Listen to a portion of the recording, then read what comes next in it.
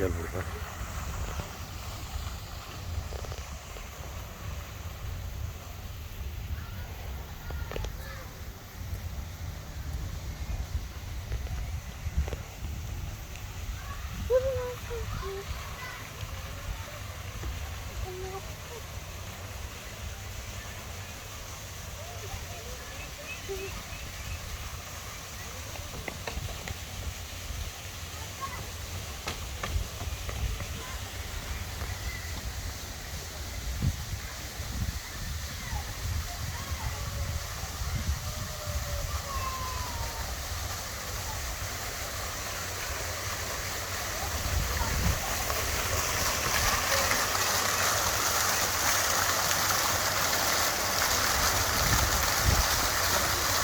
Yarın hadi.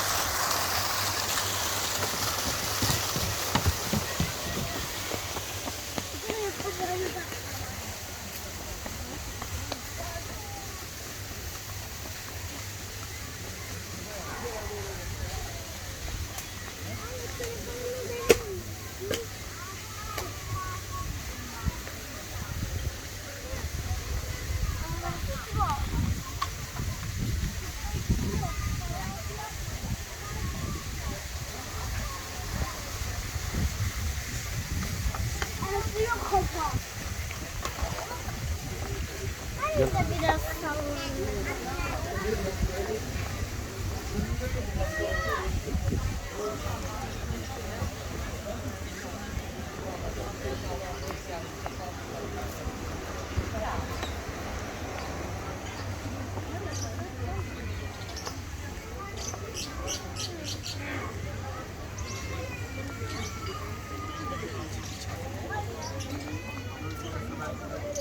Var oğlum var var.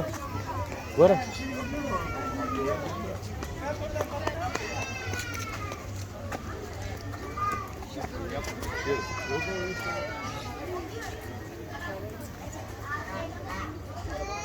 Ya kas.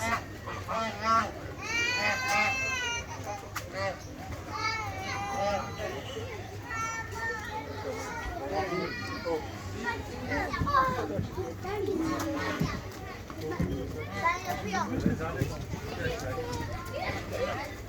Muhammed Ali nerede? Ha orada. معلم عشان صارت هناك يا Hare tavri rakan ha. يا معلم هذا مقتهر يعني Harban seni ha. Haraban seni. لقيت ما اخر اسمه شو بالبنات